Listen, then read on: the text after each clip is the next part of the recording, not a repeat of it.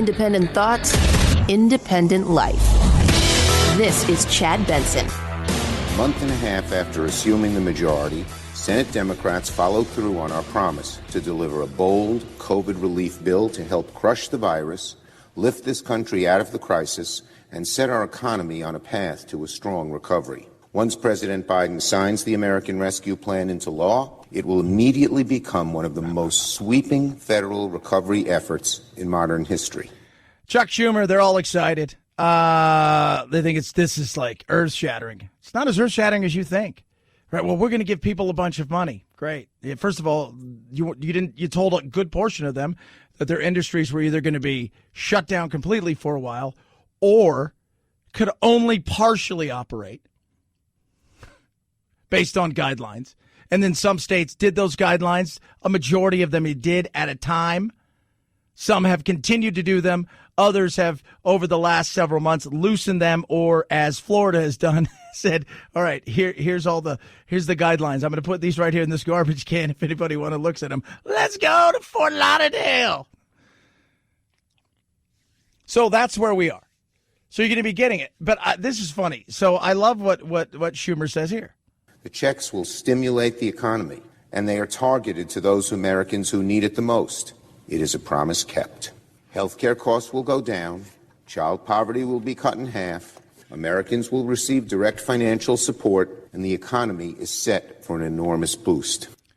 How's it set for a boost? You're giving people money that they lost during a time of something they didn't do. The first time it happened last year, right? A little over, probably about 10 months ago when they first rolled this out, when everything was like, oh, we're going to flatten the curve and it's 2 weeks to stop the spread and all that BS. When all of that happened, people thought they had found money. So you're giving them $1,000. They got a couple kids. Next thing you know, they got $2, $3, $4 grand. They're going out. They're buying big screen TVs. They're having fun. But they thought, well, we're going to get through this. Then summer rolled around and it started to spike again, and we weren't getting through it. Then they thought towards the end of summer, early fall, well, we're going to worry about the spread again now. This is what they've been talking about because we were going to get a respite, remember? And there's going to have another phase. Well, the phase just never stopped. It was like, where's phase 4? We've been in phase 1 since I don't know how long. Right? Like, there hasn't many other phases. So the found money that they went and spent, a majority of people, a large majority of people, guess what? Over that time, that found money that's gone ended up not being used for a lot of other things, but for some fun stuff. Go look at the goods that were purchased. I remember after the first few checks and stuff went out, and look, I'm going to be honest with you, I didn't get any. There you go. Right. But we went out and we were looking at TVs and just like perusing through, seeing what kind of deals they had at a couple of stores, and everything was gone. Couldn't get anything. Couldn't get a thing. It's gone. Everything's sold. Wow. Man, they're like, oh, it's the busiest time we've ever had. The money that's coming now for a lot of people is to stave off the wolves. It's not like, oh, the found money, we're going to stimulate the economy. It's to put some food on the table, food that is going up in price because of energy prices, because of winter issues that have caused delays in things, because of a lot of different stuff. This is to put some food on the table to keep the lights on. This isn't the stimulation of the economy you think it is. People want to work. I say it all the time. T-Rex does not want to be fed. T-Rex wants to hunt, meaning people don't want a free check from the government. They want to be able to work and get back out there. They want some clarity in what's going on. And they're not getting it. I mean, yesterday, the travel restrictions that came out with the CDC, all the other doctors that have been out there have said, well, you know what? Yeah, if you both vaccinate, go to dinner with your friends. Right? Go, it's totally fine. Right? Most people are saying there's nothing wrong with that. Hey, grandma and grandpa are vaccinated. Go see grandpa and grandma. Do it. It's totally fine. Nothing wrong with that. That's silly. But then you've got powers that be are saying, well, you shouldn't travel. Well, why shouldn't I travel? If I'm vaccinated, what do I care about the other people? If I'm wearing a mask sitting on a plane and I'm vaccinated, what do I care? For me, I've already had it, so I've got the antibodies. What do I care at that point? I'm sitting on a plane. I'm wearing a mask. I'm going to a place. I'm not. In theory, there's supposed to be stuff in between. All this craziness. People want clarity. They want to find out when and if we're getting into an area where we're going to seriously see a majority of the states start to reopen the economy because of the trickle-down effect that has hurt so many people. Great that you can pat yourself on the back, that you spend a ton of everybody else's money, Chuck Schumer. But where are we still? Here is the CDC head, Dr. Downer. I think a lot of what happens by the end of the summer depends on the rate at which people decide to roll up their sleeves and get vaccinated. Okay, so herd immunity. Yeah. Well, okay, so we've got tons of Johnson & Johnson. They just bought another 100 million. We're going to be swimming in it. There's going to be more than we even know what to do with, I would assume, by May. But doctors I talked to yesterday, Dr. Will Humble out here in Arizona, a few other virologists that I talked to all said the same thing. Look, that April-May thing is getting kind of real about where we could be. The fact that they're clamping down harder is bizarre, right? So more on like well, should you travel? What we really want to do is, while we are vaccinating people in these critical times of March and April, getting people protected, we want to protect against those surges. So no travel. But if I'm vaccinated, what if my entire plane is vaccinated, right? Like, what if everybody on the airplane is vaccinated? Still, I want to stop the spread. Wear a double mask. People want clarity.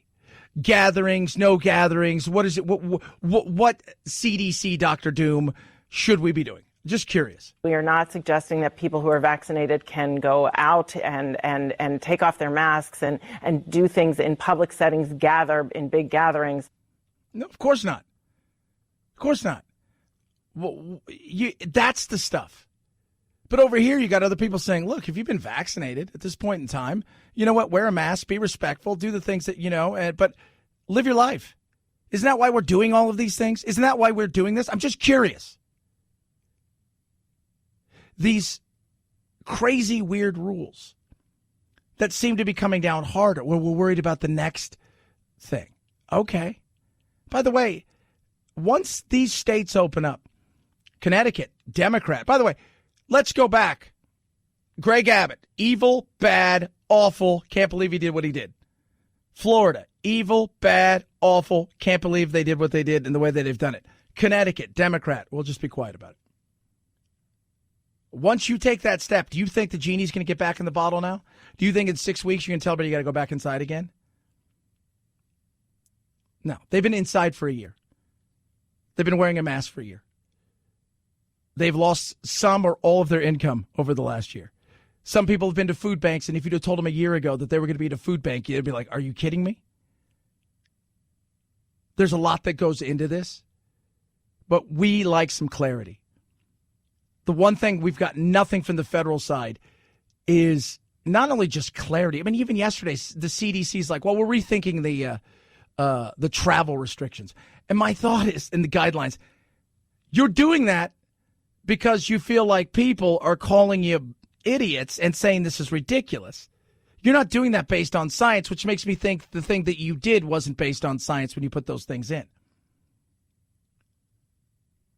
That's the frustration people have. You should be frustrated. We should all be frustrated. Nobody wants to see this thing gone more than me. Nobody. I want it gone. We can be respectful. We can use common sense and have some responsibility.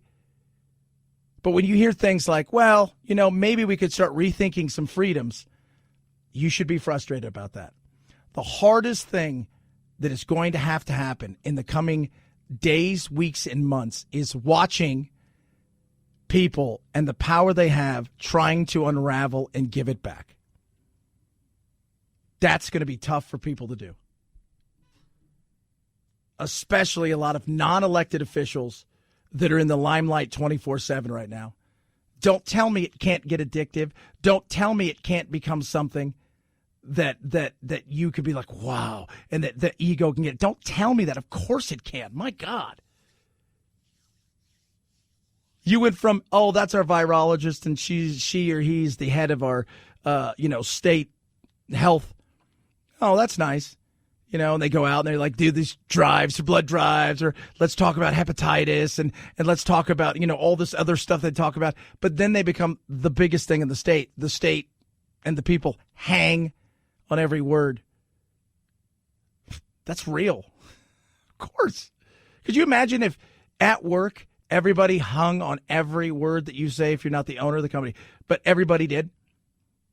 What you say kind of went, how you dictated things. And then they say, well, now you got to give that back. I do? Yeah. Even if you know it's for the best and you thought you were doing right and you've done some stuff that was good and there was a reason for that, you went from being the temporary interim president to they found something else and it's time to get back to where it was. You would find that to be a little frustrating. Winding and then unwinding the power. We'll see. 323-538-2423 at Chad Benson Show. That is your Twitter. Hope you are doing well on this hump day. Wounded Paw Project, amazing organization. Each and every day they're out there talking to many, many shelters across the country, rescuing dogs who would be euthanized, and then starting the long process of training them and getting them to veterans, first responders, and their family. Veterans are killing themselves at an alarming rate. The suicide numbers are through the roof. And since the pandemic started, it is out of control. They need your help. The gift of a vehicle. You donate it, get a great tax-deductible gift. With that, you get to see along the way the work that they do. And it is awesome. They train these dogs to be euthanized. And then they get them to the veterans, first responders, and family, and it changes their life. The proceeds are going to use to protect, advocate, and train these animals. Find out how you can help and how you can donate by going to woundedpawproject.org. WoundedPawProject.org. WoundedPawProject.org. You'll be saving a paw to save a life. Chad Benson Show.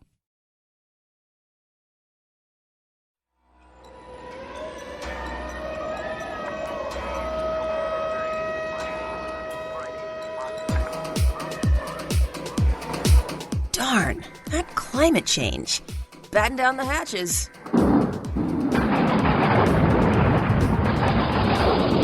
It's Topical Storm Chad, headed your way. We are going to open up the vaccination program to all Alaskans who live here or work here, 16 and older. Governor of Alaska right there saying, all right, we're doing this, guys. Everybody. There is no, that's Mike Dunleavy right there. There is no like, hey, you're in group 1B, 4, 8, 6, 9er. Like, I don't even know what group we're in here. And, people keep asking me, are you going to get it? And I said, I've talked to my doctor. He's like, don't get it later on. Let everybody else get it. You're not going to have any issues. And I said, all right, cool. That's totally fine. But I said, I got zero problems with getting it. I'm not afraid to get it. I know there are some people. I read yesterday, I think it's 30% of people are afraid of needles. So on my local show, we talked to a guy yesterday because I'm 6'7", I'm 300 pounds, and it can't be around needles. I can't. He goes, I can't. I won't do it. He goes, I had a tooth pulled, no needles. I said, really? He said, yeah, no needles. That's insane. I get it, though. People ask me, are you afraid of needles? I'm like, are you looking at my arms?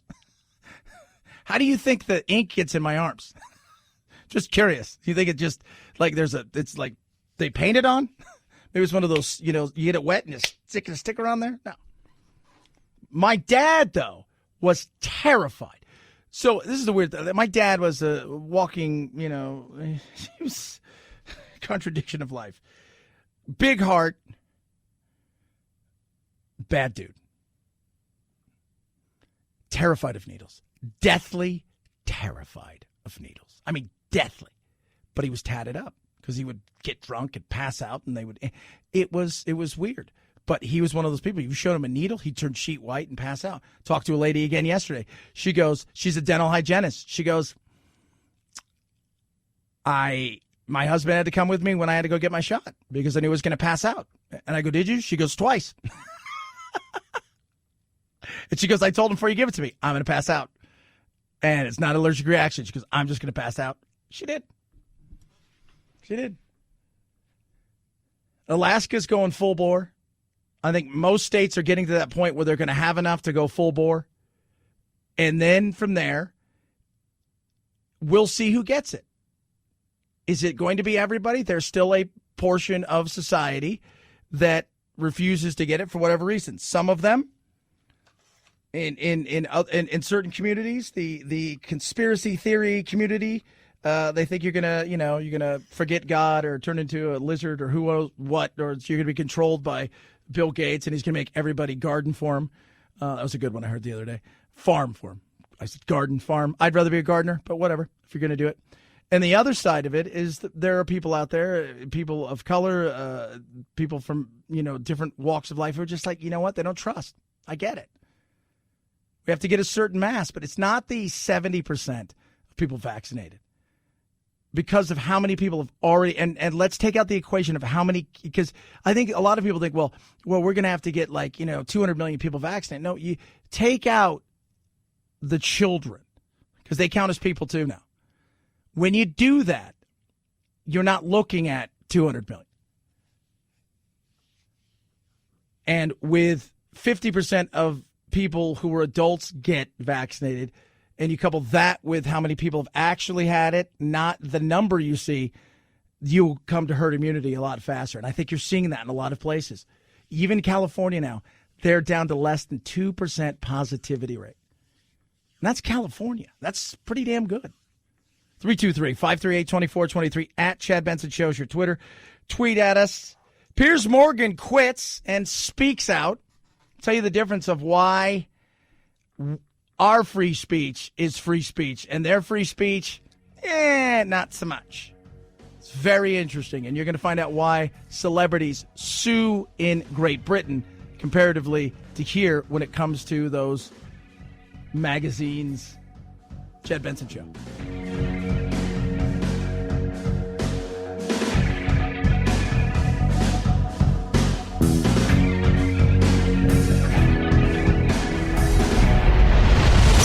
The Chad Benson Show.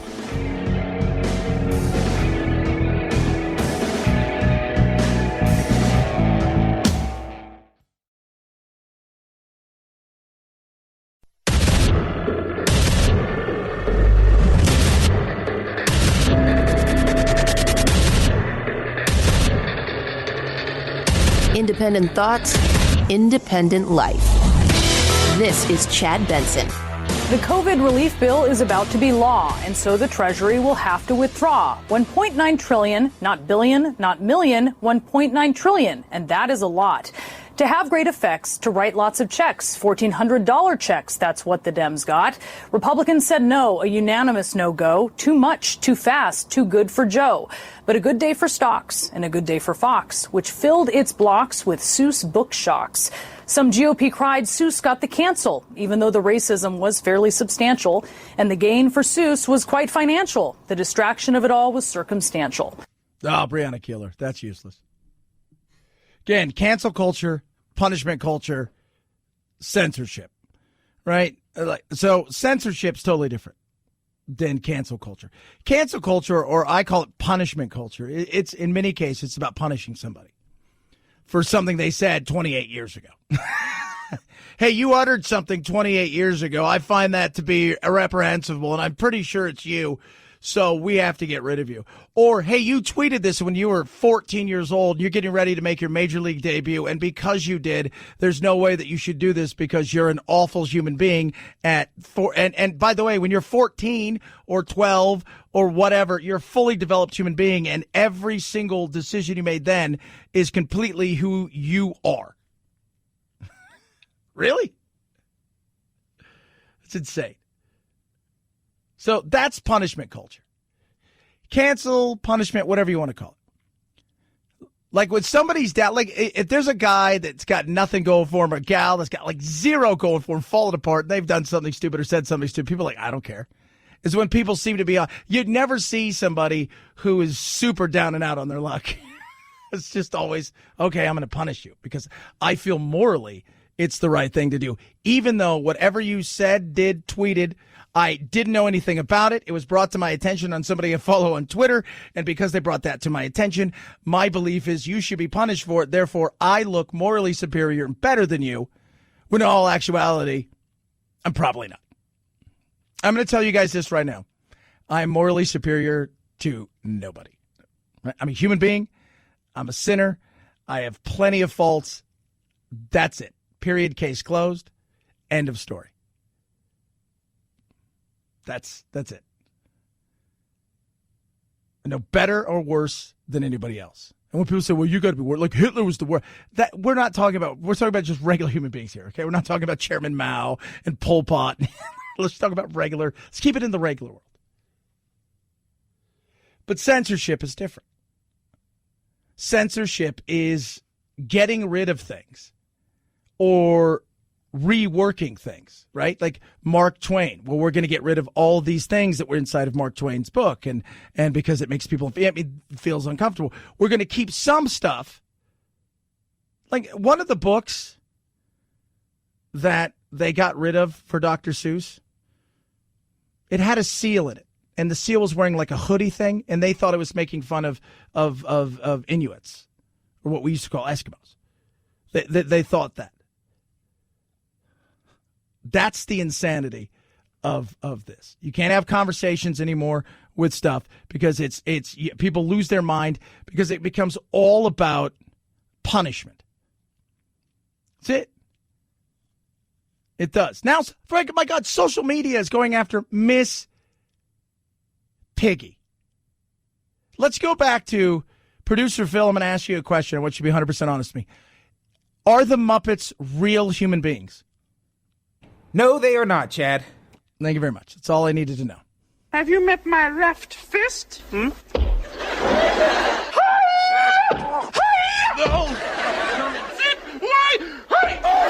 No, Fozzie. This is the punch. Piggy, now wait a second. I can explain it. So apparently, because of the violence that she has perpetrated, that she too may be in some serious issues. I just sit there and laugh. I'm like, it's Muppets. I think what bugs people is the picking and choosing of stuff, right? Always Sunny in Philadelphia. Show is hilarious. Couldn't get away with that. But they do get away with it. Why? Why does nobody call them on it? I watch Rick and Morty. It makes me laugh, and I think to myself last night I'm thinking to myself, I think the only reason all the violence that's in the show and the stuff that he does is because so much of it is against things that aren't real, right? All made-up things in a made-up world of different dimensions. Family Guy, same way. South Park. But we do pick and choose. Censorship and cancel culture are two separate things.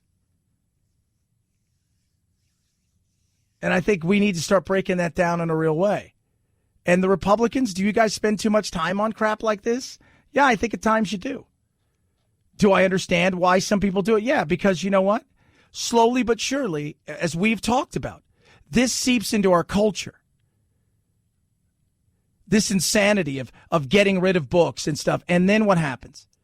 It goes from the elementary school of wokeness to the middle school. By the way, middle school wokeness really isn't woke. It's like one of those places where the middle school's a little bit untouched.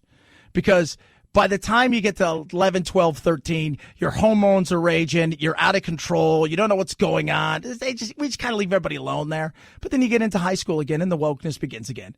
And then you get to college. And then what happens? They graduate. And then they show up at your work. And then everything has to change. And then you have to, everybody's got 12 different pronouns. And these are, look, we're selling insurance. Okay, he, him. I don't think anybody, we're selling insurance. This is what it should. But it gets there. And it's there more and more. And that's why when you sign up for a company and you go and I work with so-and-so. And then you find out that you spend at least 2, 3, 4 hours a week in some sort of class over everything from sexual harassment to being more inclusive and having more diversity. And you're like, I thought we were selling insurance. I'm very blessed. So I have my own business. I have 2 businesses. I work for myself doing the radio show, along with my partners at Radio America. But I also do a show for an amazing station, KTR, and Bonneville. I don't really work for them, work with them, but all the employees, at least once or twice a week, they're having to take tests about all kinds of stuff because stuff has been brought up.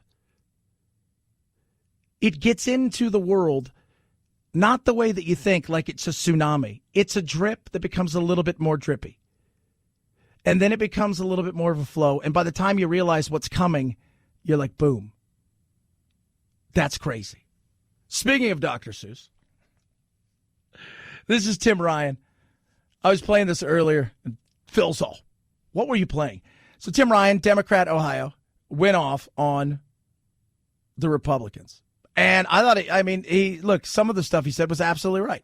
Heaven forbid we pass something that's going to help the damn workers in the United States of America. Heaven forbid we tilt the balance that has been going in the wrong direction for 50 years. We talk about pensions, you complain. We talk about the minimum wage increase, you complain. We talk about giving them the right to organize, you complain. But if we were passing a tax cut here, you'd be all getting in line to vote yes for it. Now stop talking about Dr. Seuss and start working with us on behalf of the American workers. I think they were fine working on behalf of the American workers when it came to some of the stuff. I think some of the other stuff that was in there, they had a little issue with. But he's right. But, Tim, you're also missing the point. The Republicans have some stuff to be right about here, too, because they're looking at stuff that's seeping in. You start to change the language, you can change the culture. You start to erase the past, you can rewrite the history for tomorrow, today. And that's a little bit scary. It's about looking back at history and going, that was good. That wasn't. Those were steps in the right direction. That was a step in the wrong direction. And it's also about going out and censoring. You know, we got the best free speech in the world. It's crazy. And we're going to touch on that in a minute. What happened yesterday, you guys didn't see, right? Piers Morgan kind of went off on Meghan Markle. And they have a relationship. They have a relationship pre all this stuff. But he said something which I said about her and what I saw the other night. But he paid the price for it. Some of it was his doing as far as leaving, but there's other things that are happening. Free speech is important, and people are seeing their free speech impeded upon. They're seeing arbitrary things happen in their world that they feel uncomfortable with, that they're right to. You know, the right dominates in many ways social media. But they're also the ones who get dominated by the crazy algorithms and stuff and shut down a lot. I'm all for free speech, and I'm all for the marketplace making decisions of people, whether we're going to get rid of this because we see, in today's world, but what we're seeing now is it seems to be, it doesn't really matter, right? What it is, somebody can find something to be mad at. The joke that Trump did last year, where do you see what's coming? Where do you see what they want to get rid of? Where do you see what they want to erase? And everybody laughed. Well, guess what? People look around going, well, maybe there was some stuff that he was saying that was right. Right? Maybe there was. Because people have been feeling it for a long time. They're sick of punishment culture. They're sick of being punished for mistakes that people deem mistakes that were 5, 10, 15 years old. Telling you guys, you know who's next? Oscar the Grouch. He's going to be done. Because he's grouchy. He's mean. So instead of Oscar the Grouch, what is he going to be? Do you really want to see Oscar the Nice? Does that seem like something you care about? No, it isn't. So yes, they can talk a little less, Dr. Seuss, and maybe you could talk a little bit more. They can talk a little bit more about what they can do for the American culture and the workers. And maybe you could talk a little bit less, Tim Ryan, about how you're trying to save everything. And then how you're the great gift to the American worker. When the American worker wants to work, and in many cases over the last year, they've been told, you can't. 323-538-2423 at Chad Benson Show. Twitter, tweet at us. Home title lock. You're asking yourself, self, what is that, Chad? I hear you talk about it. So you've got your house, right? You got a title. Your title is public record. It's online, boom. So what happens is cyber criminals go, right? And they can start looking up everything because everything's a public record, right? Then they go online, check out all the county recorder's office. They pay a few bucks here and there. They get a legal copy of your deed. What do then? Forge signature, forge notary, sign it over to themselves, start taking out loans. You lose everything. Home Title Lock prevents that. They make sure that no matter what happens, that you're alerted. If somebody's crossing a T or dotting an I, you find out about it. If somebody requests the hard copy be sent somewhere, you find out about it before it's too late. It's easy to do. Check and see right now if you have been a victim. Go to HomeTitleLock.com. Use code radio. That's HomeTitleLock.com radio. So it's simple and easy. Use that code. You can get 30 days free protection. Check it out for yourself. HomeTitleLock.com. Code radio. Chad Benson Show.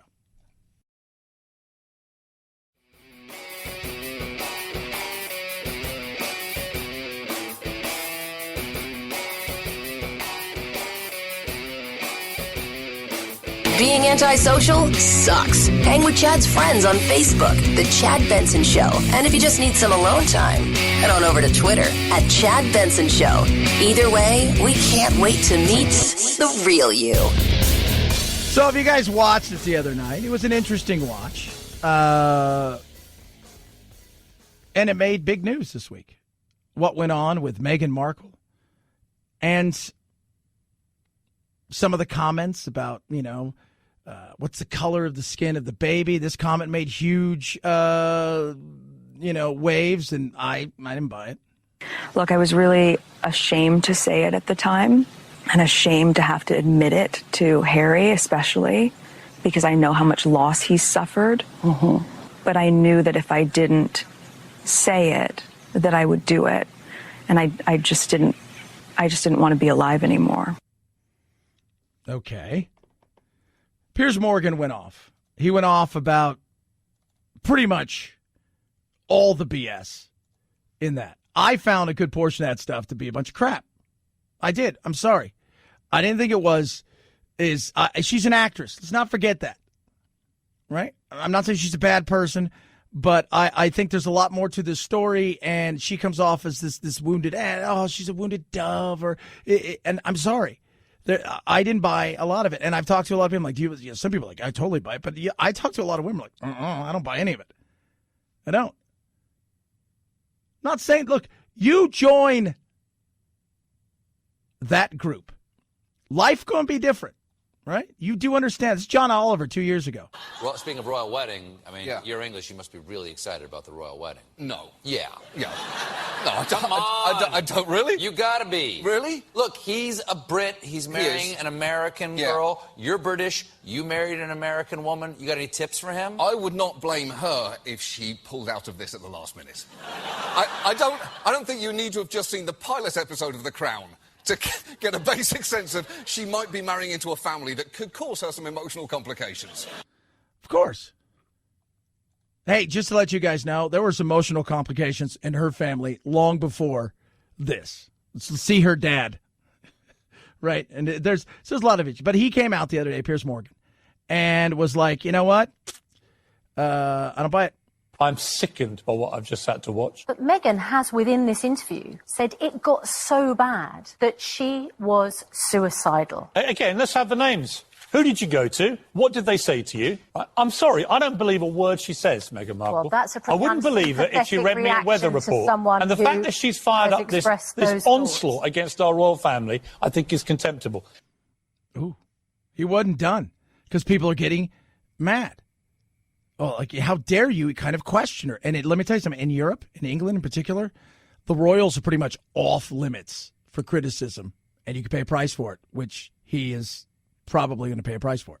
Meghan Markle said that there was a decision taken by the palace to stop Archie being a prince based on his potential skin colour. That is completely untrue. Do you know what? It's their lived experience. And no, it's not true. I know, There's no covert racism. No, I'm sorry. It's nothing to do with racism. The fact itself on which she's based that claim is not true. Except her perception appears to be that it might have been. Well, it's like me saying the sky's blue outside. My perception is it's raining. You can't muck around with facts. She got the facts wrong on that. People went off on him. 41,000 complaints. He ended up leaving. We're going to touch a lot throughout the day on this, but I'm telling you right now. So today, he answered to what's taking place because they're going to look, did he do something illegal in the criticism of her? Because whether people want to realize, she's still a royal. People want to believe Meghan Markle. That's entirely their right. Piers Morgan this morning outside his home. This was before we had it confirmed the Duchess had made the complaint, although he may have already known. I don't believe almost anything that comes out of her mouth. And I think the damage she's done to the British monarchy and to the Queen at a time when Prince Philip is lying in hospital is enormous and frankly contemptible. So if I have to fall on my sword for expressing an honestly held opinion about Meghan Markle and that diatribe of bilge that she came out with in that interview, so be it. Dude's standing on his principles and his beliefs. Can't fault him for that. Might he pay mightily? He might. I kind of agree with him, though. Chad Benson Show.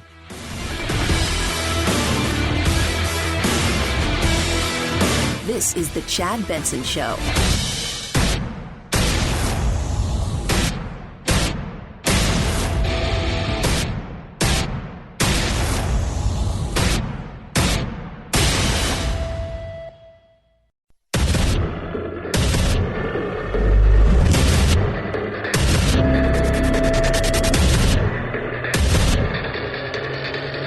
Independent thoughts, independent life.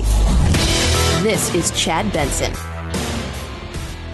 You know, unfortunately, the way this is rolling out, we created a fairly complicated set of rules, these 1A, 1B, 1C criteria, which were complicated enough to begin with because there was ambiguity into what it meant to be in a certain category.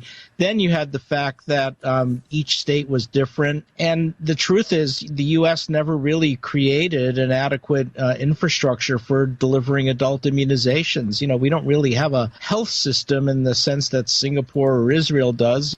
No, we don't. We have states. We have a democratic republic, which means each state operates individually. You can give guidelines, but those states, as we see, will do what they want to do. Dr. Oates right there. That's the way it works. And we could have done better in getting the shots out earlier. Obviously, you know what took place last year. And there was still only at the amount that we had. We could have purchased more. But at the end of the day, even doing that, the states are going to do their own thing. Alaska today made an announcement, which I think is pretty good. We are going to open up the vaccination program to all Alaskans who live here or work here, 16 and older. Which I think is great. We should have done that. I said every state should have done it. Get as many shots into people's arms as possible. That should have happened. And the reason's pretty simple. It's just let's get them and get it. The faster we do this, the faster we're able to get people's, the shots, the quicker that we can distribute it without having to worry about going through some bizarre, okay, I got to go to a website. On a website, I'm going to go to here. I'm on the website. Oh, the website's kicked me out, which happens over and over again in states. You hear the nightmares about, am I in 1B? Am I 1A? I'm how old am I? Am I the right age? Do I fall under some sort of necessary guideline? So I'm my work is necessary. So it was confusing and still is. And we've changed here in Arizona. It's a perfect example. It's like, first it was going to be, all right, we're going to, obviously some people were going to get it earlier, the elderly, nursing homes in particular, and first responders and the people battling this, doctors and stuff. But then outside of that, it should have been kind of a free-for-all. But then, okay, we're going to do it by age. Okay, that sounds fine. But this bracket. But if you're this, you don't get, and that now it's like, oh, but we're also in the next bracket, we're getting these people. Well, actually, we changed that. We're not doing that now. And you're just like, oh. Just get it out. Get into people's arms. Well, we don't have enough vaccines for the second dose. One dose. It's going to give you plenty of protection, according to all the data. So you can get a second dose, and what are they saying? Like Pfizer, you can actually get it 12 weeks later. What? Yeah. So get it out there. But the confusion did not help. The rollout was confusing, and part of that is because we have all of these moving parts from the feds down to the states. And they're actually stopping asymptomatic transmission over 90%. And I think that's going to be true of all of the vaccines released through Operation Warp Speed. What it means is that as we move to a fully vaccinated population in the United States, we're going to halt transmission. I have a lot of optimism we can vaccinate our way through it. The trick is going to be how we navigate from now until, say, June, when the mother load of vaccines is here. And we have this B117 variant coming from the UK accelerating, which is more transmissible and more lethal. So if we can get through March, April, and May, we're going to be in good shape. We're going to get there because two things, Doc. Do we have a choice? Honestly, do you have a choice? No, we're getting there. It's happening. So here we go. I think, and you didn't hear him say it because he's like, we're going to do what? We're going to vaccinate our way out of this. That's a portion of it. But the other portion is the fact that we've had so many people that have already had this, who've been exposed to it, have some sort of immunity or full immunity because of that, and that is going to help us. And we have undercounted that because it's probably closer to 100 million people that have had this. So if you throw 100 million people into vaccinations and 100 million people who have had this and have some sort of immunity, you're at that point where you're like, okay, we're doing good. And let's not forget, we're taking the kids out of the equation because there's not a vaccine for them. There isn't. So we're taking them out of the equation. I think we're going to be there sooner rather than later. I think that Dr. Makary from Johns Hopkins was right. Late April, early May is when he sees it, and we're kind of heading in that direction. So don't try to cherry pick. Don't overthink it. They're all really good vaccines. Any vaccine released by emergency use authorization by the FDA is an outstanding vaccine. Get what you can, because anytime you delay or wait, you risk getting COVID-19 and with potentially serious consequences. Yeah. Anytime. Just get it. It's not that hard. If it's out there and you want it, go get it. Don't worry about which one did I get. Are you sponsored? Right? Oh, dude, I can only play. Did you guys didn't know? Yeah, I can only use. I got an exclusive deal with Pfizer. I just signed a 3-year contract with Johnson & Johnson. I'm not allowed to get anything else. So I can't. I appreciate that, though. So just get whatever's out there. My God. 323-538-2423 at Chad Benson Show is your Twitter. Tweet at us. Text the program.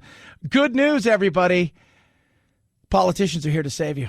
A month and a half after assuming the majority, Senate Democrats followed through on our promise to deliver a bold COVID relief bill to help crush the virus, lift this country out of the crisis, and set our economy on a path to a strong recovery. Once President Biden signs the American Rescue Plan into law, it will immediately become one of the most sweeping federal recovery efforts in modern history. There it is. Sweeping. Congratulations to all of you who did all of that to save all of us. The checks will stimulate the economy, and they are targeted to those Americans who need it the most. It is a promise kept. Healthcare costs will go down. Child poverty will be cut in half.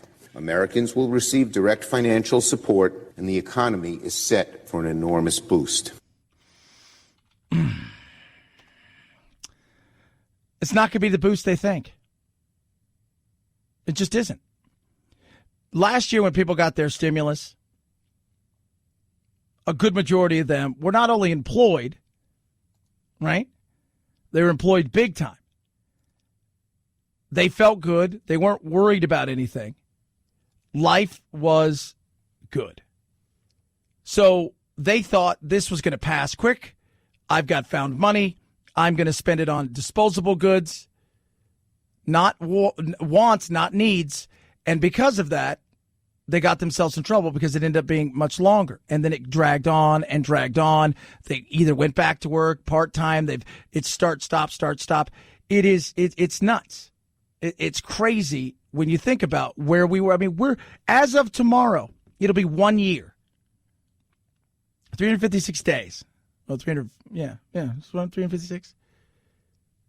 Each state's done it differently. Some states you really shut down at a certain level, but it's really been 1 year as of tomorrow. And so people got that money, right? So if they had a family of four, they got the money from the kids and they got the health, and they're like, okay, we got some found money. They went out, they bought wants, not needs in many cases. And because they bought wants, not needs, because they thought everything was going to be fine, when needs came about and they started to realize, we're going to have to dip in our savings.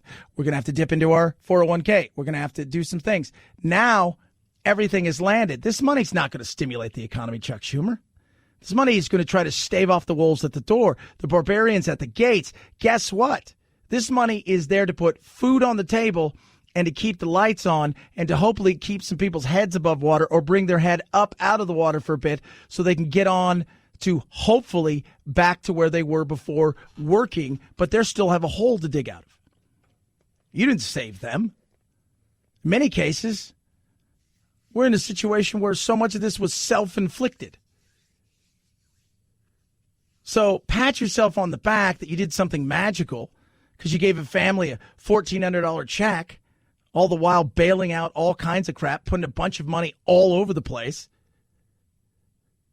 That we didn't need it. We could have addressed this months ago in a real way. Now you've spent $1.9 trillion. You've kicked the payment down the road. And when all is said and done in the next month or two, don't be surprised if they come back and ask for something else.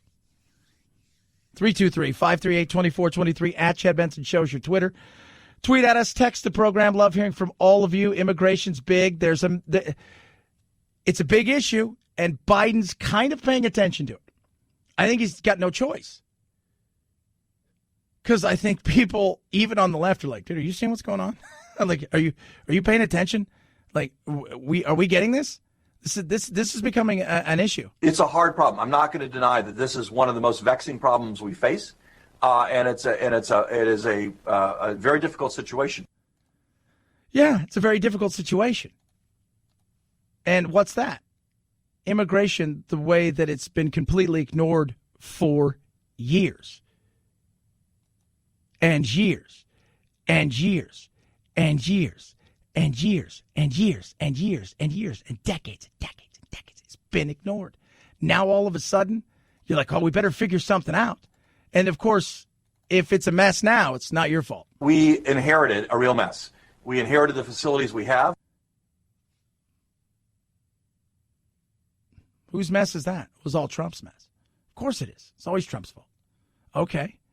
But you were vice president for 8 years. You built some of those facilities. So did he inherit some of your mess? No. People don't want to talk about that stuff. You heard yesterday, we doubled in the amount of people from 1 year to the next. There's a reason for that. They see this now as a completely open opportunity to come here, and they're sending thousands of unaccompanied minors here, not with the axes and the picks here, like minors. I'm talking about children, because they understand now with all that's going on, hey, if you get in the country based on what he's trying to do, we could probably follow you down. He's got to deal with this thing. Trump tried to, got nowhere, was told he was racist and evil. But everybody's ignored the problem, and they continue to do so at their own peril. At some point in time, you have to say, all right, enough is enough. We need to get a solution that is real and not something that is on paper, sounds kind of good, but we're going to enforce none of it. 323-538-2423 at Chad Benson Show. Twitter, tweet at us, text the program. Rough Grains, my dog Doodle, who could be a pain in the butt. Not going to lie to you guys. He's grumpy. That didn't change. But he's happier, bouncier, and healthier. And it's awesome. I love it. I love the fact that he runs around. I love the fact that he can jump on stuff, that he can play with the puppies. And I do give it to the puppies. We got young pups, and I give it to them because I want them to be healthy and happy. K9 VitaSmart, so simple and easy. It's got vitamins, minerals, omega-3, 6, 9. It's got all these amazing things, and it brings your dog's food to life and gives them all the stuff that your food is lacking. And what that does is it makes their life so much better. Better digestive tract for them. Joint pain for Doodles eliminated. It is great for the mobility, their teeth, everything. Try it for yourself by getting a bag for free. Go to roughgreens.com/Chad. When you do, you pay for shipping. They send you a bag. ruffgreens.com/Chad. Roughgreens.com/Chad or call 833-MyDog77. Rough Greens. We make any pet food better. Chad Benson Show.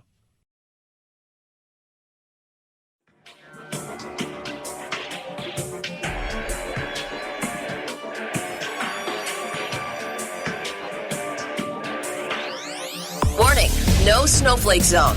Uninformed opinions are in danger of melting. The Chad Benson Show. 5, 4, 3, 2, 1, 0, ignition, liftoff. Now it's time to find out what's trending. What's trending? Yeah, what does that mean? I mean something, right? Like it's trending on the old internet. What's trending? All right, let's take a look and see what's trending around the globe. Hollywood and the media. Apparently, they had a special line-cutting site that has been shut down. Wait, what? They're special? So funny. Yeah. Privilege, not for you. It's for others. People are upset about it. Wouldn't you be? Right? Well, I'm not really. I really care if they did or didn't. I mean, you know, it's that's up to them. But it is funny that Hollywood. But here's a perfect example. Do you remember that lady in, I think it was Hermosa Beach? They told her restaurant had to be closed, and then Hollywood was shooting. I call it Hollywood, but the entertainment industry, they were shooting a TV show in the same parking lot. They had restaurant craft services set up so the crew could eat. And that just shows you, like, the insanity of all of this. March Madness. Get your brackets ready, kids. It's here.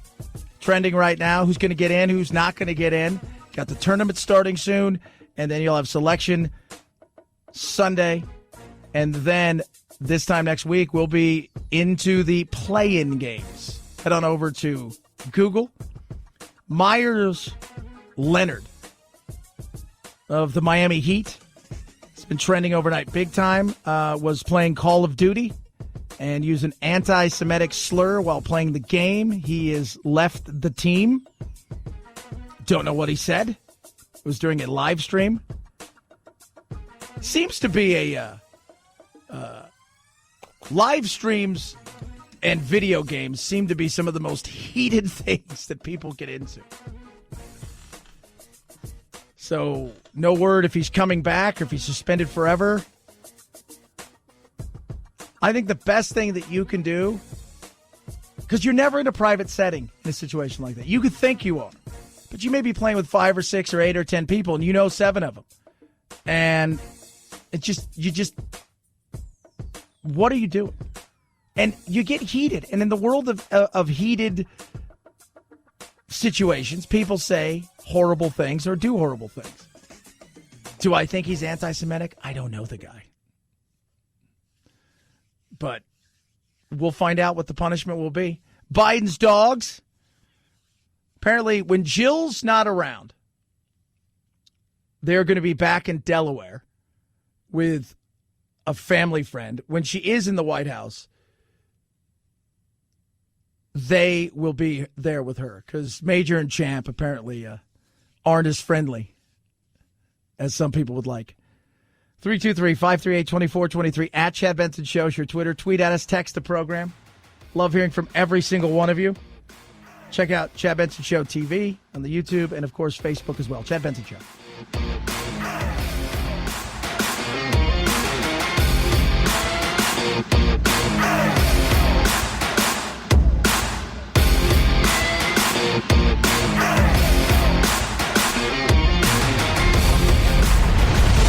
The Chad Benson Show.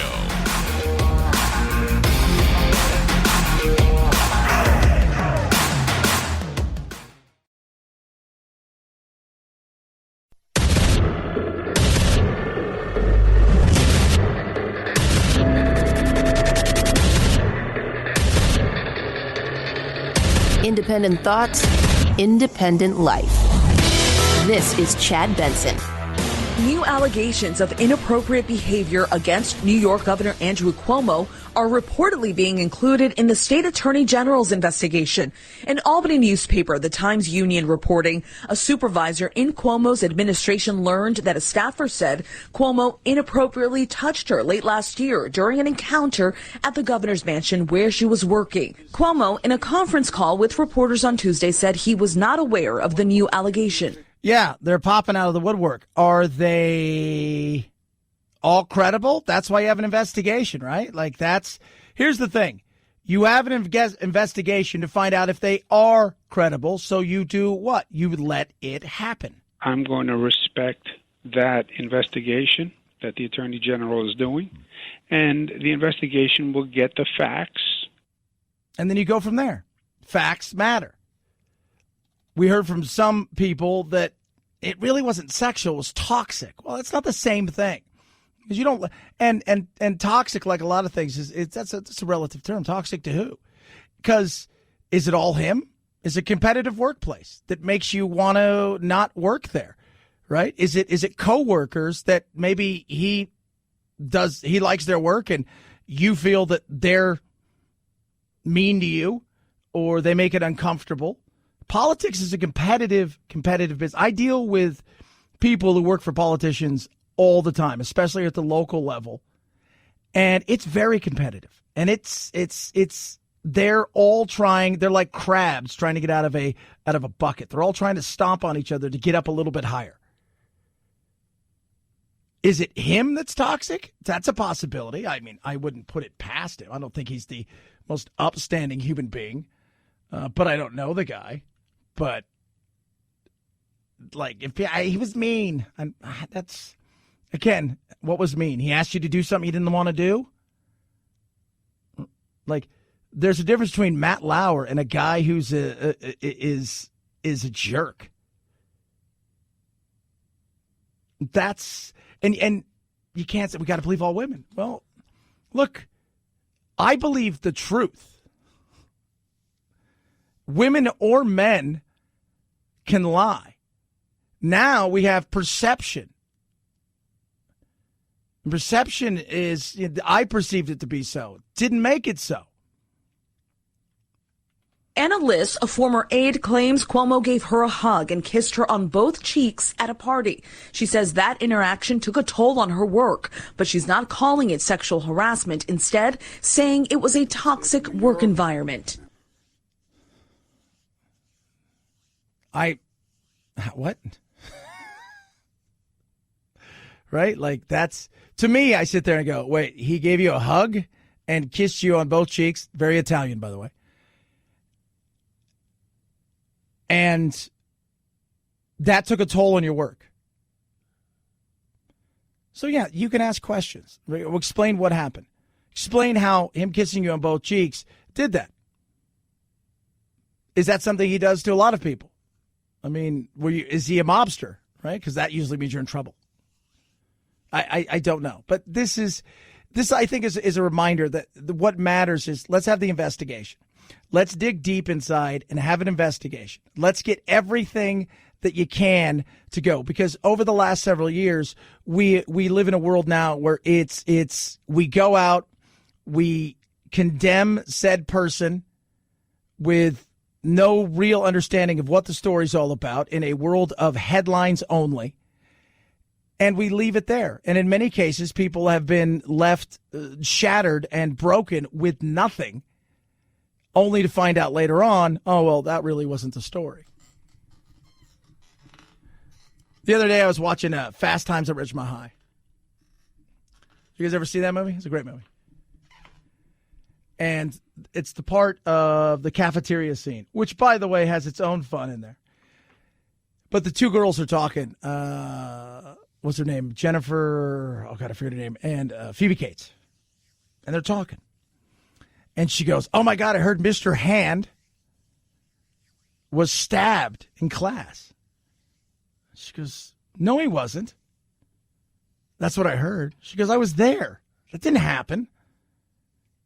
Jeff Spicoli, a.k.a. Sean Penn, called him up, bleep. Oh. But people, you made up your mind. It's a simple thing. We hear something, we think somebody says something, and we don't question it anymore. We've stopped our questioning of things. We've eliminated any question. We just take, in today's world, anything that anybody says as, for all intents and purposes, gospel. And that's not good. No, you should care about the truth. Even liars can tell the truth, and even people that are upstanding can lie. 323-538-2423 at Chad Benson Show's your Twitter. Tweet at us, text the program. Got to get people back out working.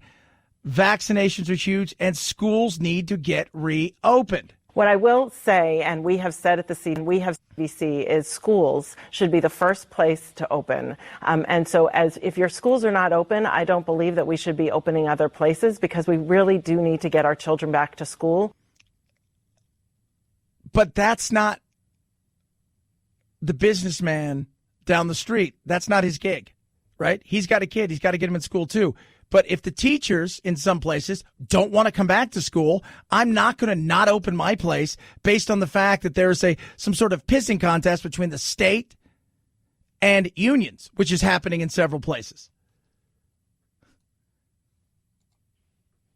I mean, that kind of stuff. Oh, I think we should open them up. Too. That's Dr. Doom from the head of the CDC. But yes, of course, schools should be open. I've said, I've talked about, opening up everything, but not only the doctors and nurses and the elderly need it, but the first other shot should have gone to teachers to get people back out into a normal rhythm of life where they're not staying at home, having to take a day off, quitting their job to make sure their kids are there. That should be. But if a teacher was not going to return, and you would think, oh, that Chad, that all teachers want to return. You'd be surprised. You'd be surprised how many are questioning whether or not that the kids should get the shot before they come back. You'd be surprised. So, yeah, schools, absolutely. Why? Because you don't want stupid kids. Because stupid kids are the future, and kids are falling further and further behind. I see it with my son Jack. As the report card came out yesterday, whatever it is. It used to be so easy. It was like A, B, C. Now they give all these different alphabet, things like, well, this is a Q. What is it? I don't even know. Is that good? Could be. Here's a number with a Q. I'm like, I don't get it. But he has struggled mightily, as have a lot of kids. And we're already having issues, with the public schools across the country. This is Baltimore. This report came out last week about Augusta Fells Savage Institute of Visual Arts, a public school in Baltimore. This is insane. I believe it's violating the constitutional rights of those children. And there's no way in the world you can look at what's being reported by Project Baltimore and say that they are providing those children with a thorough and efficient form of public education. That's astonishing. Absolutely astonishing. This school needs to be shut down. Augusta Fells Savage Institute of Visual Arts in West Baltimore. If we have half the kids in the school who are below a 0.13, not a 1.3 people, a 0.13, that school needs to be shut down. Yes. 0.13. 0.13. Fat, drunk, and stupid is no way to spend the rest of your life. Remember that from Animal House? 0.13. Now, they've come out and said, we made some grading errors. Excuse me? Grading irregularities? Not on half the school. That's right, half the school. He didn't fail. The school failed him. The school failed at their job. And it's not doing its job. On Monday, Project Baltimore reported on Tiffany France's son. In his 4 years at Augusta Fells, he passed 3 classes, earning a grade point average of 0.13. Yet his transcripts show his class rank is 62 of 120, meaning 58 students just in his grade have a 0.13 GPA or lower. Soak that up for a second. Producer Phil Whisper Mayor Legal limits 0.08. Like, you can't even get drunk. It's like, what is that about? Education's important. Good education's important. This is a school district where kids are failing at an alarming rate. They're getting pushed through. And the reason's pretty simple. Because those aren't students. Those are customers.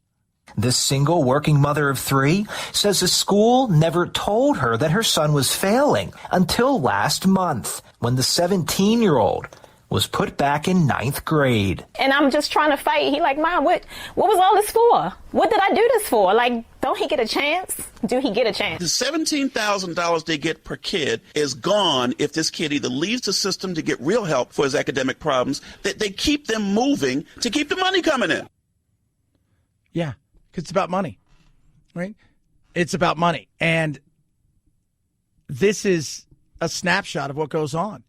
School choice to me is absolutely extremely important. Completely important.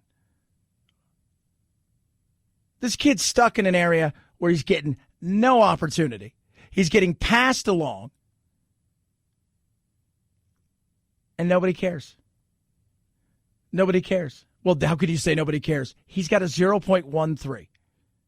He's in the middle of the class as far as his grade point average. You think that people care the way that you think? Oh, there might be a teacher or two that cares. But it sounds like it's just about making sure that they can continue on the conveyor belt so those checks keep coming in. You tell me what it sounds like. You tell me how a kid has a 0.13. Like, they need to go to that school today and say, all right, we need to see all the paperwork. We need to check everybody's records. We need to look at all of the grades and figure out what is going on here. Yeah, absolutely. Imagine that this has come out now. Now, fast forward as they look to what's gone on over the last year.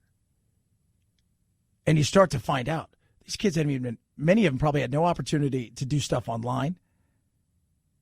And some of these employees, as the graduation rates have crashed, earning $100,000+ in Baltimore, while the graduation rates crash.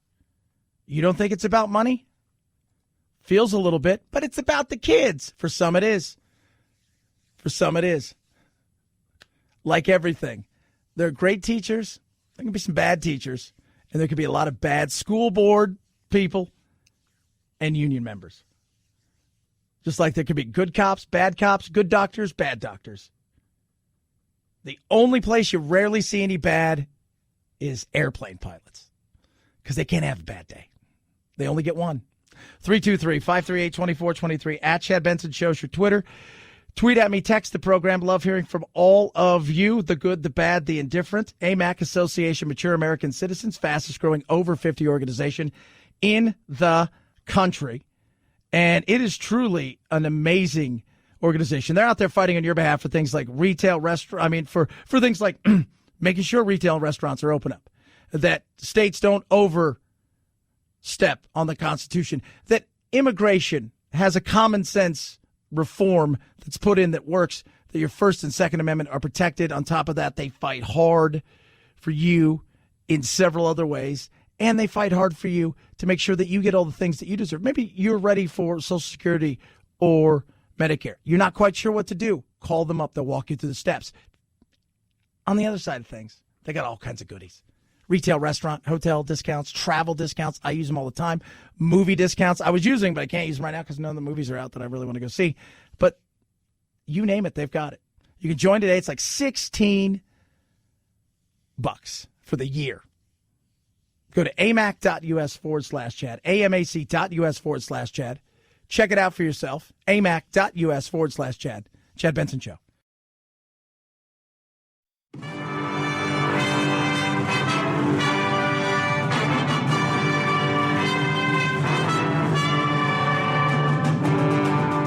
I used to be free. I am not not a terrorist. I am not Antifa. I am not a sex slave that wears masks. Don't be a cutie pie. Probably sit around and cook some soups and eat bread and desserts and just get all fat and sassy. You're ruining my life, Bob! Yeah, you haven't seen anything yet. You're listening to The Chad Benson Show. Producer Phil was on their website. What's the passing grade? What was it again? You can pass with a D- at 59.5%. Augusta Fells. Super visual arts school. Makes it sound like you're going to a hoity-toity school. My God. Timmy can't read. Timmy can't do anything. Wow. That is... People are getting paid. Somebody's making money. It's always about the kids. It's not always about the kids. It's not. It's not. There's always, I have friends who are teachers. It's two of my good friends. One of them is a teacher, and my best friend, his wife's a teacher. And they laugh at, like, you know, sometimes they'll say stuff like, yeah, people hold us up like, we're like just these saintly people. Because we're anything but. I teach because I get 3 months off a year to travel the world. I wanted to surf all over. I like it. It's got good benefits. Right? It's like, oh, but it's, you know, it goes, it's a good job. I like it. I like working with the kids. Okay, that's honest. Nothing wrong with that. I mean, you know, nothing wrong with that. But if you were sending your kid to school and your kid was coming home with a 0.13 and he was middle of the pack, what's the rest like? Because every one of those kids is a paycheck to the school, to the district. They're customers in some places more than they are students. And that's something to remember. 323-538-2423 at Chad Benson Show is your Twitter. Tweet at us, text the program. Love hearing from all of you. Neil deGrasse Tyson. If most states in the United States of America have retained their mask-wearing rules to protect everyone from COVID, and some states have relaxed that rule, allowing people to walk around without it in public, that's like designating a peeing section of a swimming pool. Okay. Well, there you go. So that's the way that goes. So the country is a giant pool. Texas, Connecticut, Mississippi, Florida, obviously. It's kind of like a cesspool, Florida. But the people are peeing there. And the rest, well, what if I wear a mask, even though the state doesn't have one? What happens then? Well, you're screwed. Well, then why should I wear a mask? Chad Benson Show. This is the Chad Benson Show.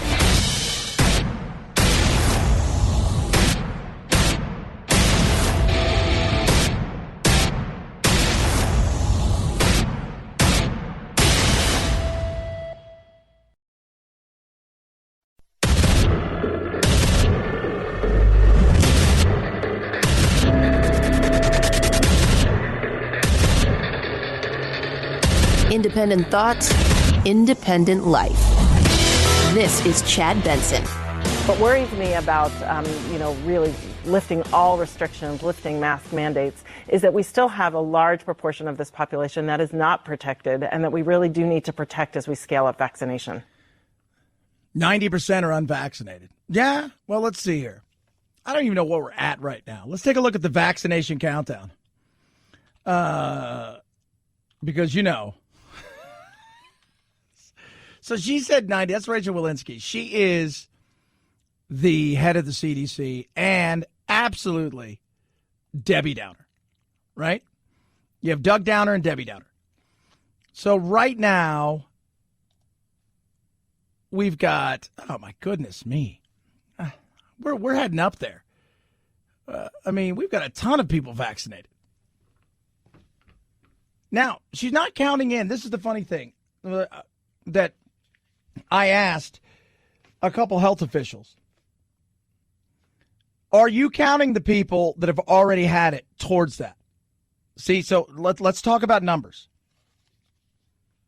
So I have it. I have the antibodies. Most doctors believe you have at least 9 months to a year of antibodies. And they don't even suggest that you get a shot for at least 90 days after you've had it. So, are you not counting those people as people that are part of the fight against herd immunity? I don't think they are.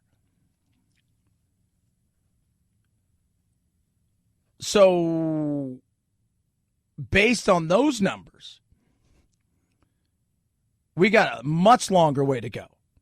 Even if the numbers across the nation continue to fall down, and you may have had it and you have the antibodies, which is essentially what the vaccine is going to give you, even with that, they're not counting you. Well, that makes this thing last much longer as far as the hold-in-place scenario that we currently find ourselves in a lot of states. Maryland's opening up. Connecticut's opening up. Florida never shut down. Texas is opening up. Texas is opening up today. Today, Texas is independent again. It's independent again. But I think, shouldn't you count individuals as part of it? I don't think they are. Because we're probably closing in on anywhere between 80 and 100 million people that have had this. Now, officially, people have gone and got tested, but think about it. 2 to 3 times as many people probably were asymptomatic. It means they had nothing. Scratchy throat, maybe a headache, sniffles. You could write it off as a few things. And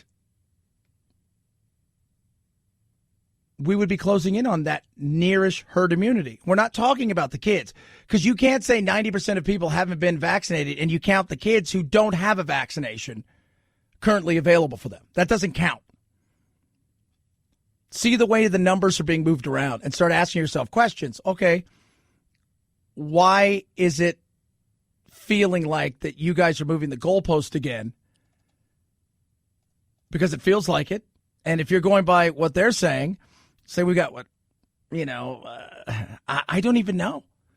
Because you never know really what the number is. And are you counting, are you counting people that have gotten one shot as vaccinated? Are you counting you have to have 2? So there's a lot that goes into that. But I just feel like these numbers are starting to move again. And states are opening up. I think states have had enough. But I think you're going to get some states that are going to do all they can to hold on to some of that. And that's scary. I think a lot of what happens by the end of the summer depends on the rate at which people decide to roll up their sleeves and get vaccinated. So by the end of summer, remember last week? Hey, when are we going to go back to normal? When are we going to get to the normal? When do you think we'll be back to normal? And Biden's all, hopefully by Christmas, but there's no guarantees. Hopefully by Christmas, but there's no guarantees. What are you guys talking about?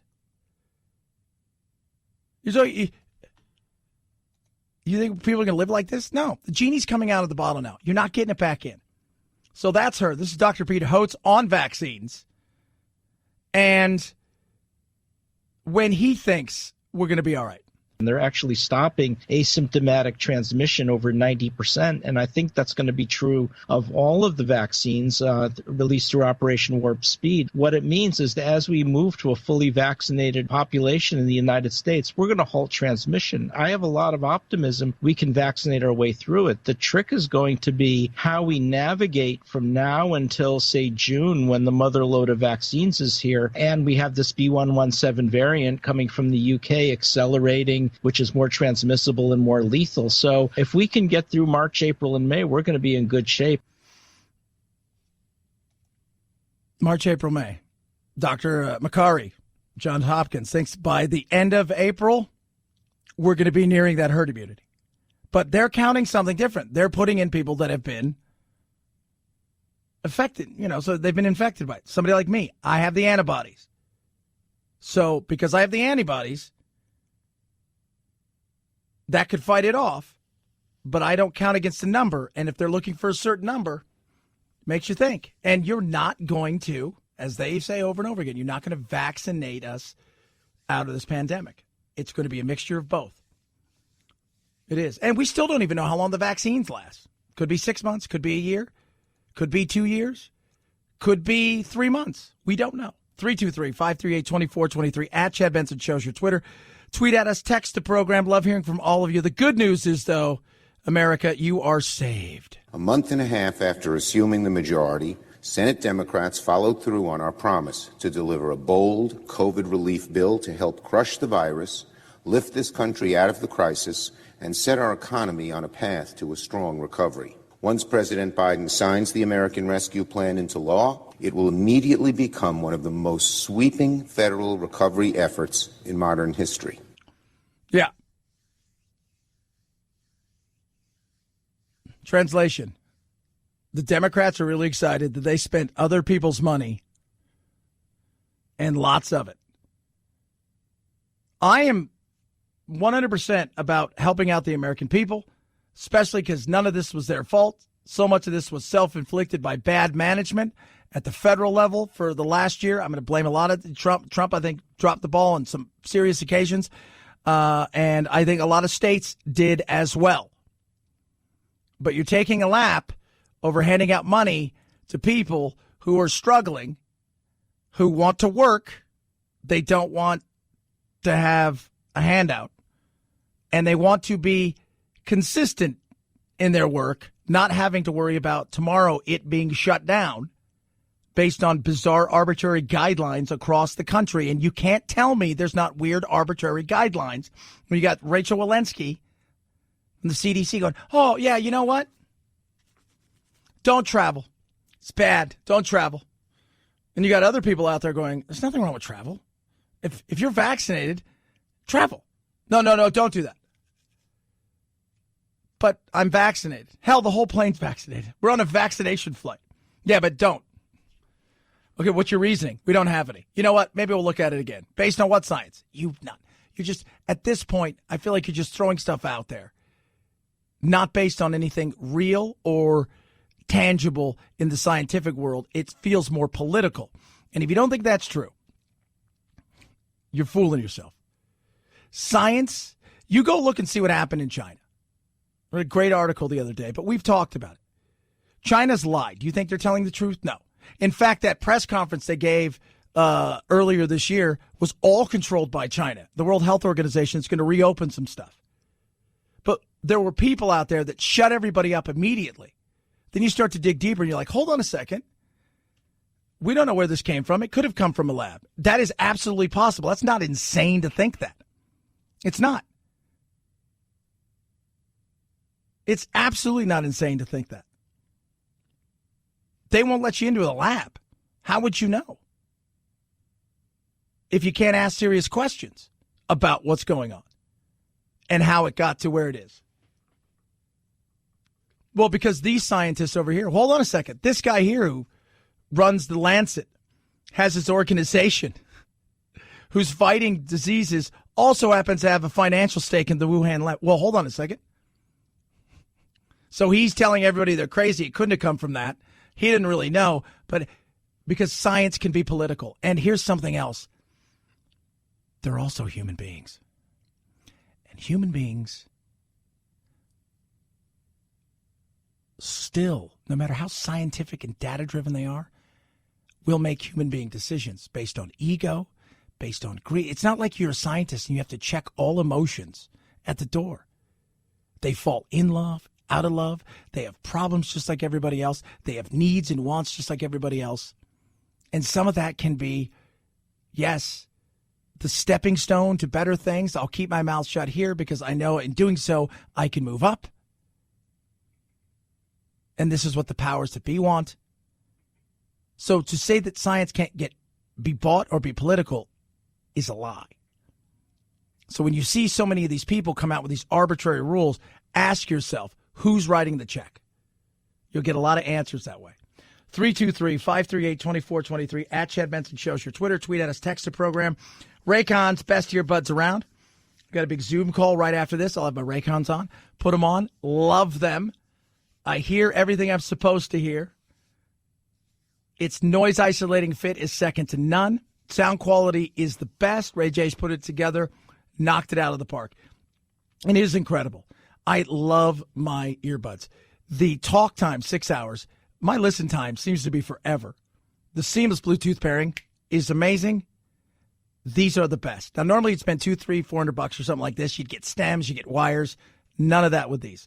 You put them in, you hear what you're supposed to, they hear you. The fit is such that it makes the sound quality that much better. Get yours now and save an extra 15%. They already start under $100. BuyRaycon.com/Chad. BuyRaycon.com/Chad. BuyRaycon.com/Chad. Chad Benson Show.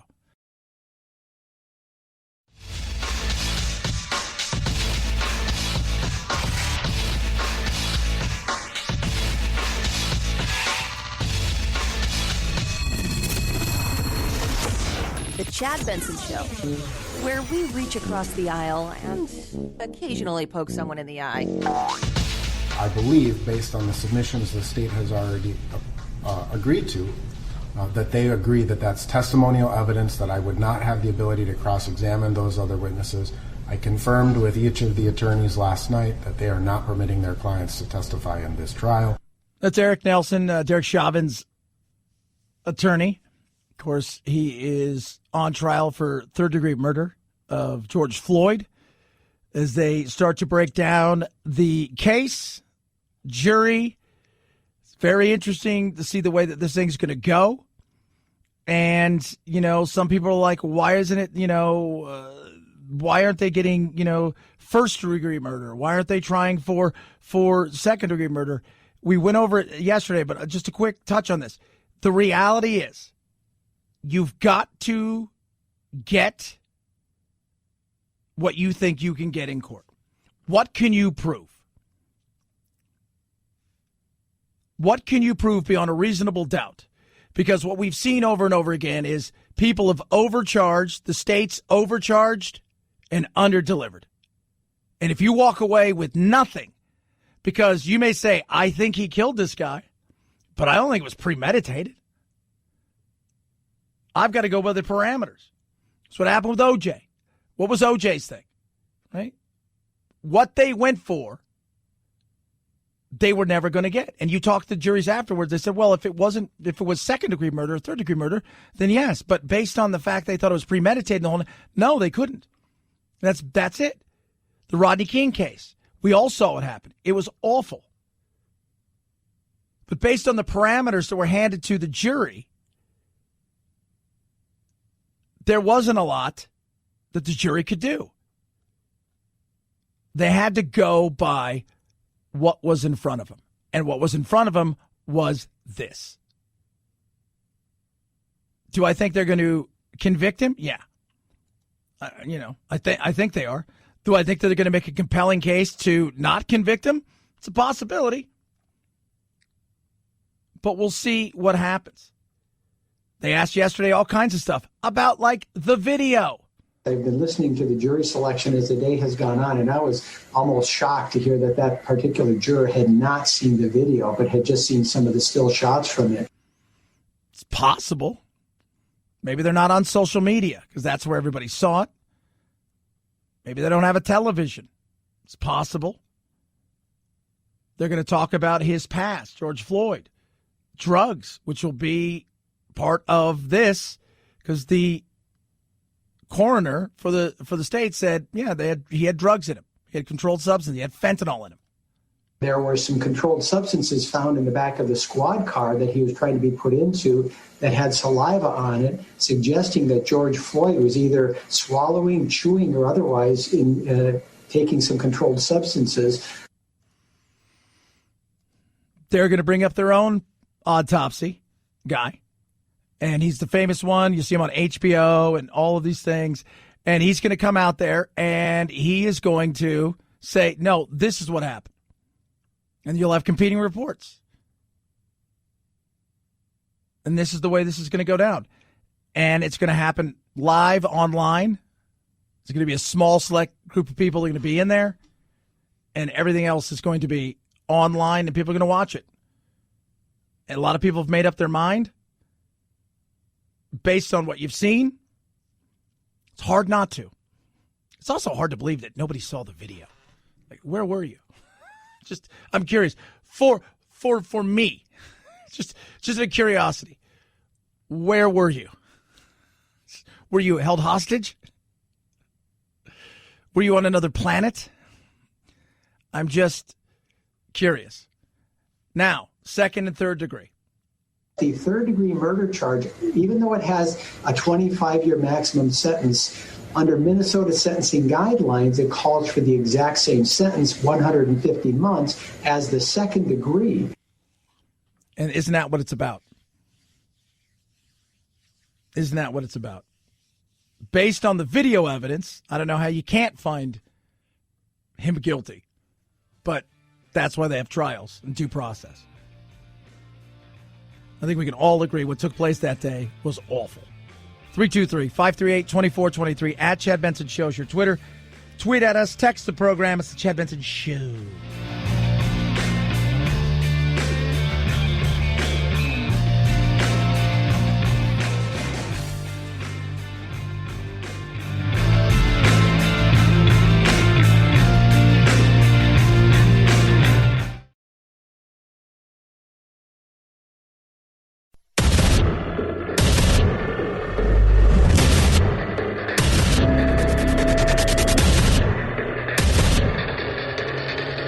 Independent thoughts, independent life. This is Chad Benson.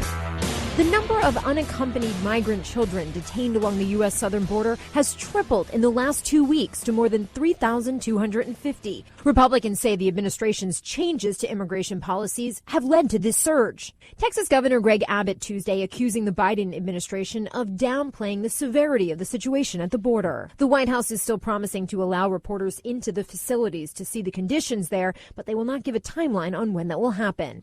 Karen Travis, ABC News, Washington. Look, nothing's going on at the border.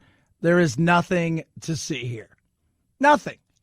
There's no surge. There's nothing. Everything's fine. We are doing our best to surge capacity to the border, particularly for these children who arrive here without parents, to house them in a way that's safe, to house them in a way that's humane. Okay. Right? Like, this is crazy. So you heard the report where they're going to allow journalists in, right? That was yesterday. What about today? Despite promising transparency, officials have not allowed journalists in to see the conditions themselves. The press secretary pressed on the situation more than a dozen times in Tuesday's briefing, refusing to confirm even those latest figures on children crossing the border. I'm not going to confirm numbers from here. Why won't you confirm that number? That's a very important number. Those numbers are tracked by the Department of Homeland Security, so I'm just suggesting that you talk to them. Because you don't want people to know. It's like this whole 11 million people. Not all of them are from south of the border. Up until, the last couple of years, it's easy to get a visa and come from places where you're unhappy and you think to yourself, let's try what America's like. I'm going to get a tourist visa, hang out for a little bit, travel around. Next thing you know, you're here. And you stick. But yeah, south of the border has been a problem for years. Was it like 3 weeks ago? Nobody called him on his BS. Biden's like, most of the people aren't from south of the border. Then you go and you look up the numbers, the government numbers, they're like 70%. You're not even, but let me ask you a real question, right? Like the number gets thrown out 11 million. Because if the real number was thrown around, what if it was 25 or 30 million? And said, we're going to give them all a pathway to citizenship. I think people go, well, hold on a second. That seems like a bit much. It's the slow drip. It's gone on since 86 and it continues to go on. Trump, through a lot of his faults and the way that he did some stuff down there at the border, in particular, the questions that they're now getting asked about the spaces, right? Those spaces were concentration camps 2 years ago. Now they're facilities, and like it's almost like summer camp, which is BS, and you know it. People are sending their children here because they're hearing, hey, there's a new guy. Old sheriff, Richard, has left. New sheriff, he's almost imploring us to come. Great opportunity. And now, if you're a child and you happen to get here, what are they saying? Well, we're going to reunite their families and we'll do it over here. Ooh, wait, what? People are frustrated because it's not just the right that's frustrated. The left is too, because the left would like to see an end to this. Now, everybody wants to see an actual end to this. Some in different ways. Like, we should just get rid of the border altogether. Somebody tweeted at me yesterday, we should get rid of the border altogether. I'm like, okay.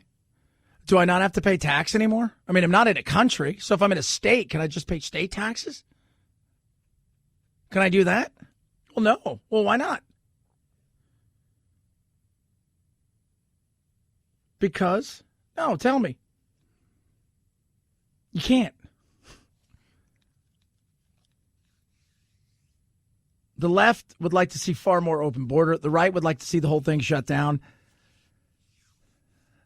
I think the reality is we can't shut the whole thing down because we do need immigrants legally to come in this country.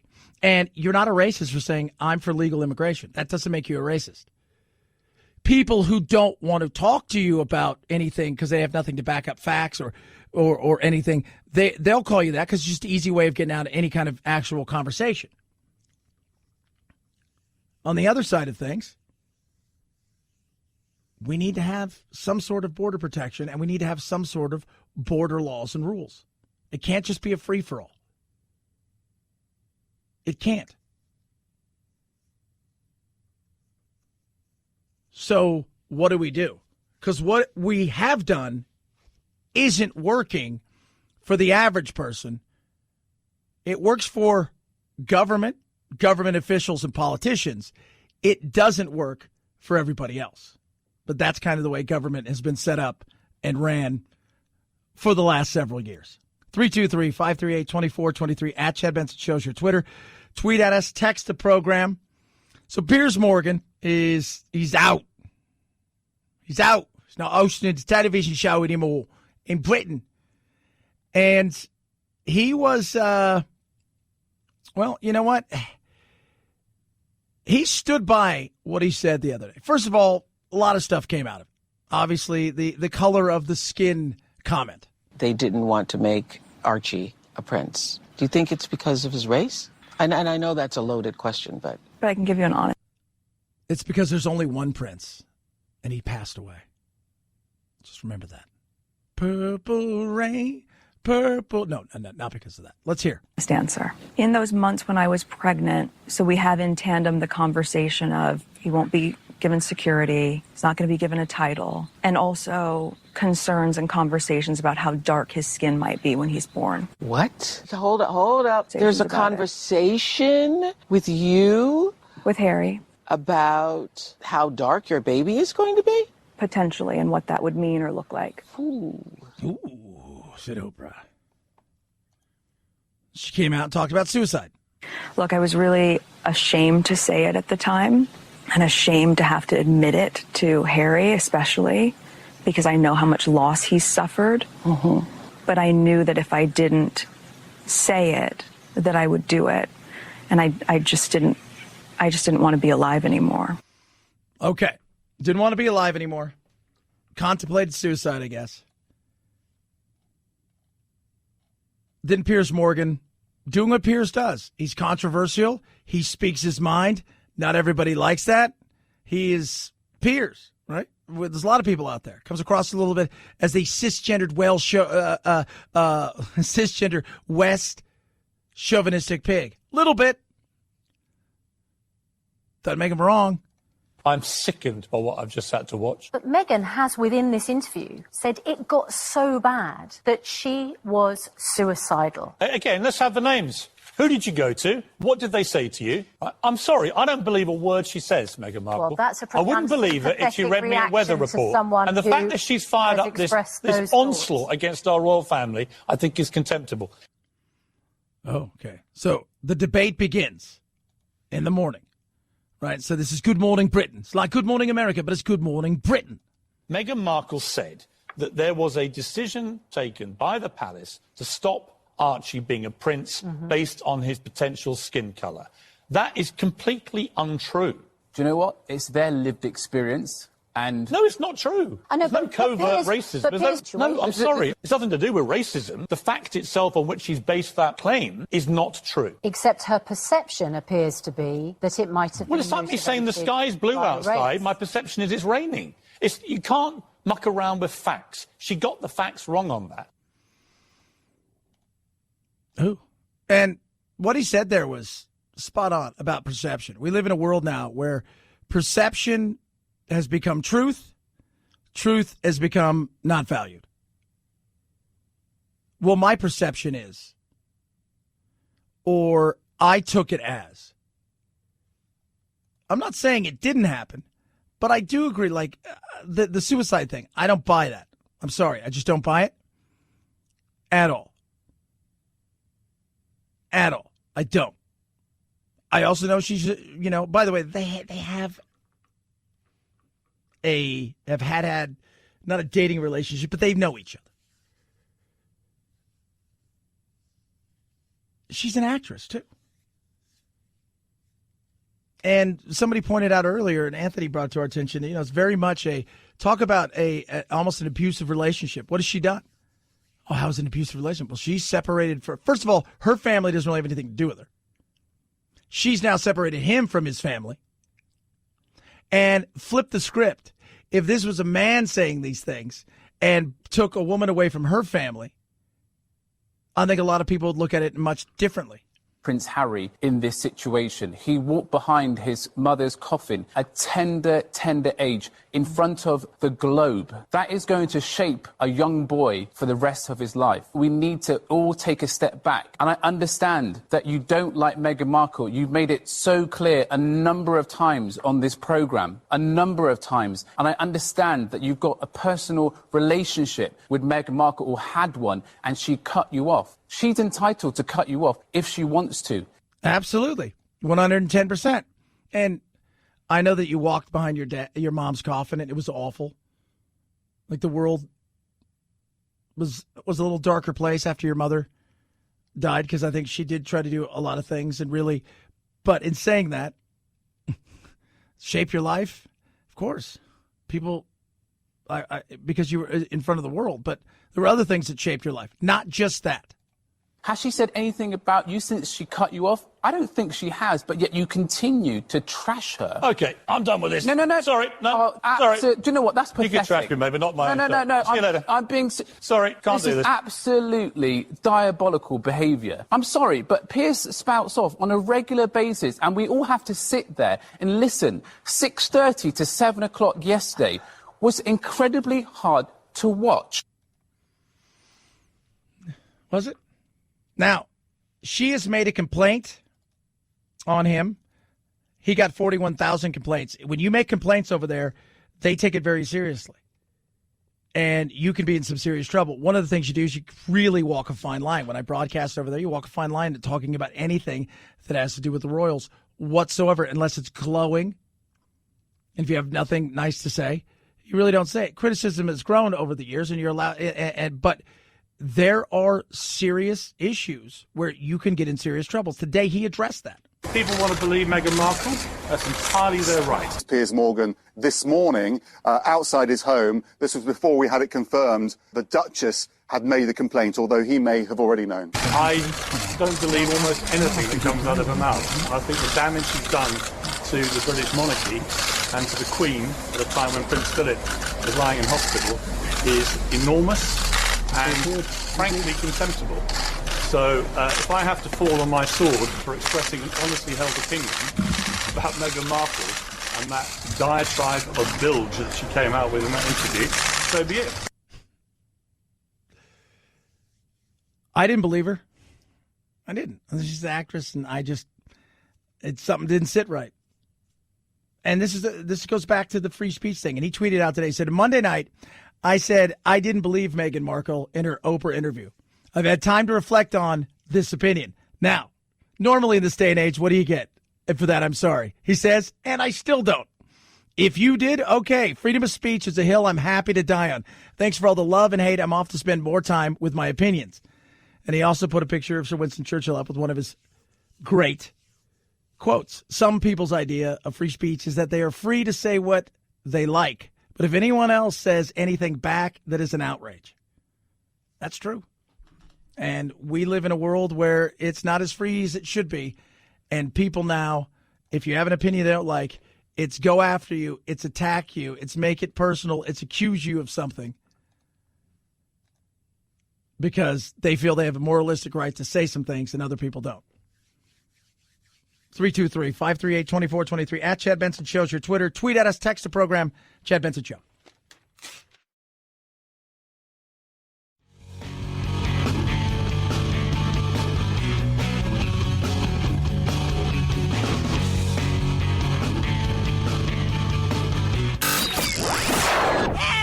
I can't take it anymore! Well, get over it. It's time to forge a new path with your very own political cartographer, Chad. So Miss Piggy seems to be next on the chopping block when it comes to getting rid of. Have you met my left fist? No.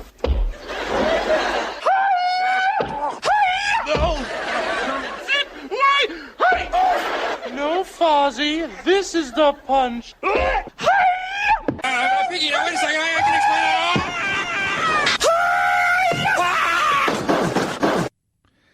Yeah, because she's violent. Domestic violence. It's nothing a child should see. Animal on animal crime. Or puppet on puppet crime.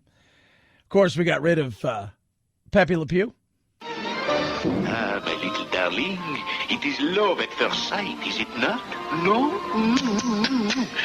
You are my peanut. I am your brittle. How clever. We will never part again. Even people on the left are saying, all right, enough. That's so sad. I mean, I just heard that they were taking Pepe Le Pew out of Space Jam. And I think to myself, well, couldn't y'all have just written a couple of lines to say, you know, Pepe doesn't do that anymore because he knows it's not okay to jump on other skunks who may not be as interested in him as he's interested. I don't know why you got to erase everything. I don't get it. I don't understand it. Yeah, Whoopi, you don't, because that's what you have to do. Anything that predates woke culture is racist and evil. And if they can erase your heritage, your childhood of stuff that they find to be evil and bad, rather than say, you know what, that's what it was then, we've made it a little bit more updated now, then they do that. It's, I mean, Hollywood's having an issue.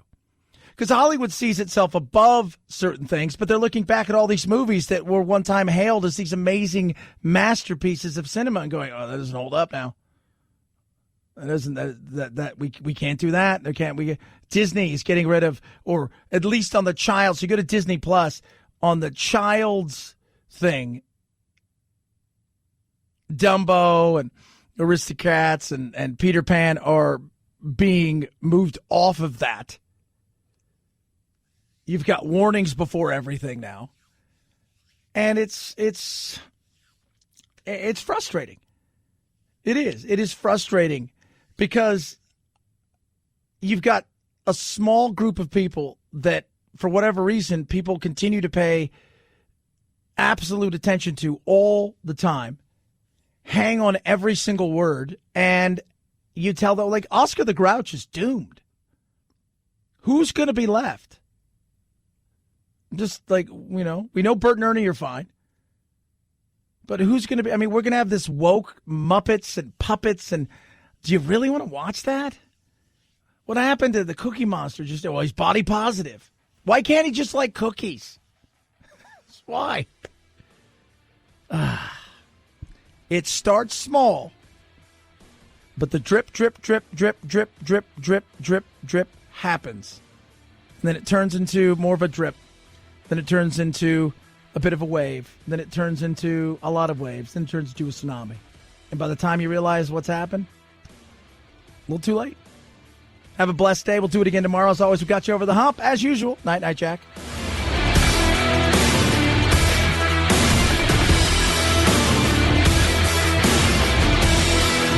This is the Chad Benson Show.